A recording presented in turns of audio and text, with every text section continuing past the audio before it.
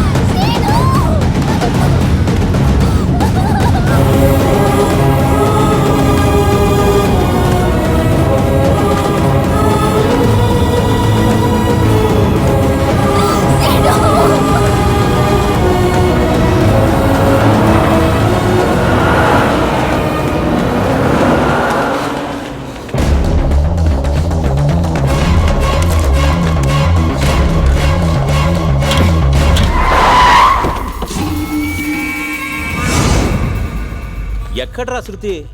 పెళ్లిలోంచి తెలివిగా లేపుకొచ్చేసావు. అన్ని స్కార్పియోలు, అంతమంది రౌడీలు. నా మనుషులైతే కాదురా, నాకంత రేంజ్ లేదు. వాళ్ళని పంపిందెవరో తెలుసా? నాకంటే 10 రెట్లు నాలాంటి రౌడీ షీటర్ని కూడా షేక్ చెయ్యగలిగే వరంగల్ రాజన్న.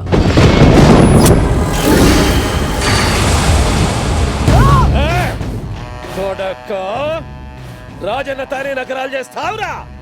తోడ్క తీస్తా బిడ్డా. రాజన్నెవడు? శృతిని ఎందుకు తీసుకెళ్ళాడు అనేగా నీ డౌట్? నువ్వు ఎక్కడ తిన్నగా ఉండవు కదరా. నీ ఊరు నుంచి ట్రైన్లో హైదరాబాద్ వచ్చేటప్పుడు కుర్రాలను కొట్టావు, గుర్తుందా?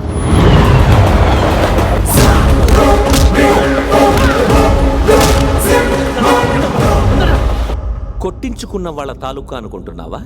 కాదురా, ఇక్కడే అసలు ట్విస్ట్ ఉంది. చెప్పనా?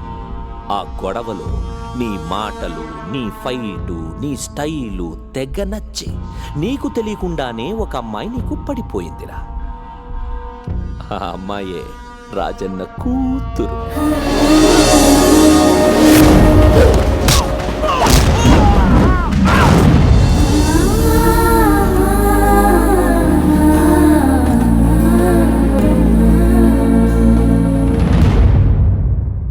లేక లేక పుట్టిన కూతురంటే రాజన్నకి పిచ్చ ప్రేమరా. నాన్న 10 మంది తలకాయలు కావాలి అంటే నరికేస్తాడు. నాన్న నీ తలకాయ కావాలి అని అడిగితే ఆలోచించకుండా నరుక్కొని కూతురు చేతిలో పెడతాడు. అలాంటి వాడి కూతురు నువ్వు కావాలని అడిగిందిరా.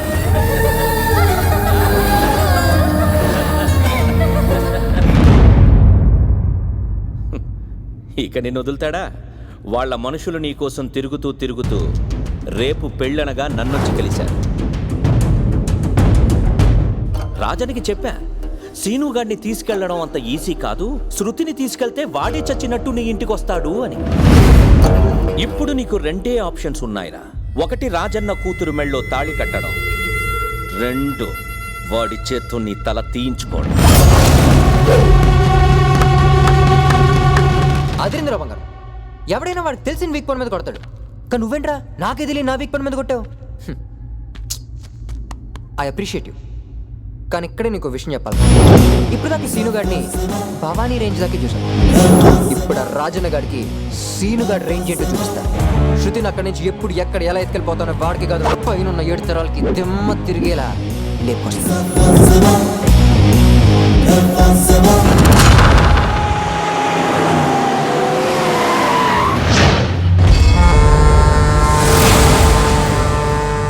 సీనుగాడు ఇంటికి కాబోయే అల్లుడు. చెప్పిన మాట విన్నావా? పెండ్లైనాక ఈ ఇంటి ఆడబిడ్డ లెక్క జాగరంపుతా.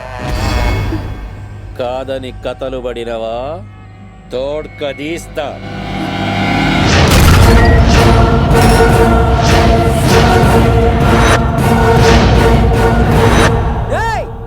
ఎవడ్రా అక్కడ రాజన్న?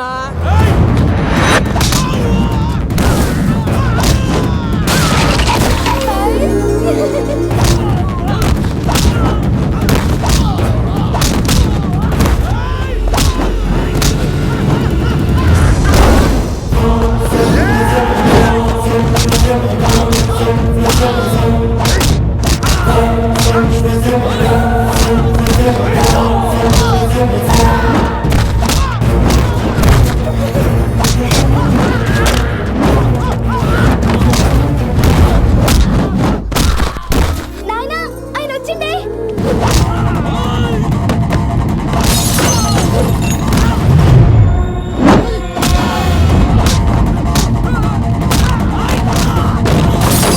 ఏంకటి అన్న అల్లుడు ఏం కొడుతుండరా? అవునా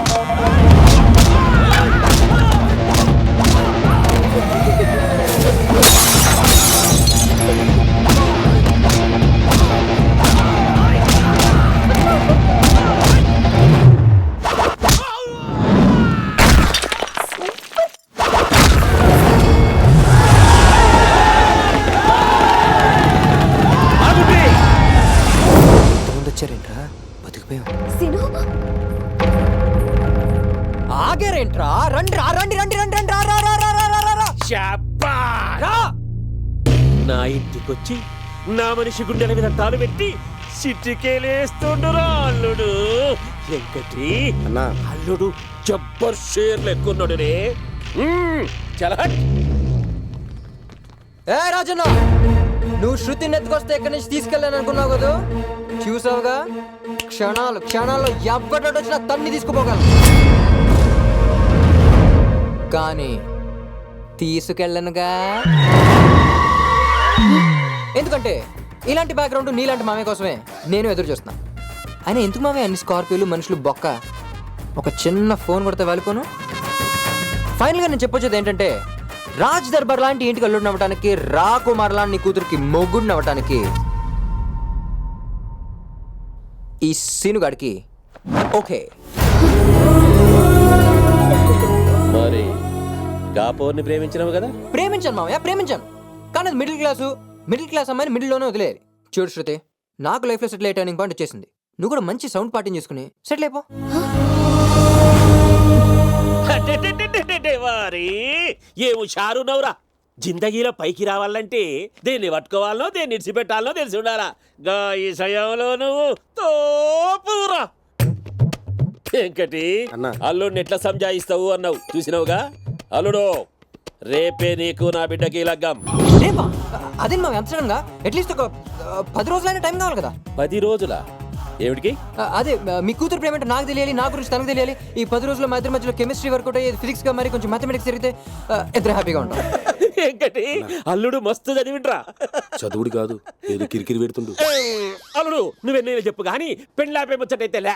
నాయనా, ఆయన కోసం ఇన్ని దినాలు ఆగినాం, 10 దినాలు ఆగలేమా? ఇదా మనల్ని ప్రేమించిన తెంకర బుచ్చి. గది కాదు బిడ్డ. ఆయన ఏమడిగితే గది చేయురి, లేకుంటే నేను గుస్సైతా. గట్లనే బిడ్డ, నువ్వే చెప్తే గదే చేద్దాం. ఎక్కటి అన్నా. 10 దినాల్లో పెళ్లి, వరంగల్ మొత్తం ధూమ్ ధామ్ అయిపోవాలి.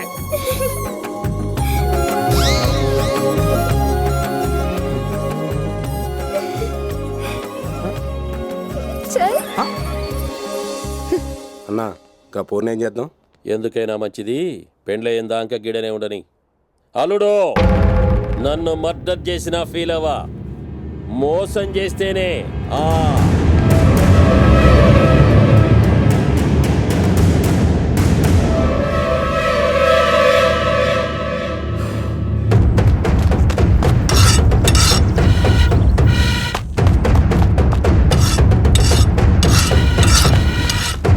అన్నా 10 దినాల్లాగా రాజన బిడ్డ పెళ్ళంటనా?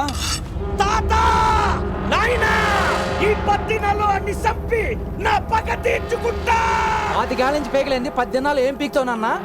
చిన్న తరతరాల పగను అవమరిస్తావా? ఏంది పగ? ఓ అడుగు భూమిక ఇటు రాజన్నదేమో 500 ఎకరాలు, మందేమో 500 ఎకరాలు. మధ్యలో ఒక అడుగు భూమి రాజన ఆక్రమించాడని ఉన్న 500 ఎకరాలు ఆస్తుపాస్తులు అమ్మేసి ఇలా రోడ్డు మీద తీసుకొస్తావా? చిన్న ఇన్ఫోసిస్ లో 50,000 జీతం. నన్ను తథా పగ అంటూ నన్ను ఇక్కడ తీసుకొచ్చి వంటలను చేశావు. ఆకలి ఎత్తుంది చిన్న. తించావు. రోజు పప్పేనా? ఈ పప్పుకే అప్పు దొరక చేస్తున్నా. నాకు ఫ్లైట్ టికెట్ వేస్తే ఢిల్లీ వెళ్ళి ఆ ఒక్కరు కేసు కొట్టించేస్తా. ఇంత టైట్ లో ఫ్లైట్ అవసరం నీకు? నా లాయర్ని ఏమనుకో. లాయరా, పైసలు పోయినా కేసు గెలవాలి. ఎప్పుడు మూడొస్తే అప్పుడు ఎత్తుకెళ్తావా? నేనిక్కడే ఉండి ఎలా ఎత్తుకెళ్తావో చూస్తా. రే నువ్వు అక్కడెక్కడ ఉండి నేను ఎక్కడ శృతిని ఎత్తుకెళ్తే నాకే ఉందిరా కారం. రాజన్ ఇంట్లో నీ కళ్ళ ముందే అందరు చూస్తుండగానే శృతిని ఎత్తుకెళ్ళిపోతాను